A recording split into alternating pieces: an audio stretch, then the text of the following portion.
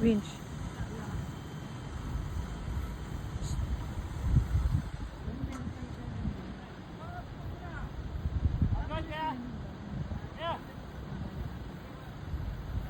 Para tita pag naputol hindi tumalsik. Oo. Kasi may mabigat. Ano siya sa baba lang, bababagsak. Hindi siya tatalsik. Ayun ako.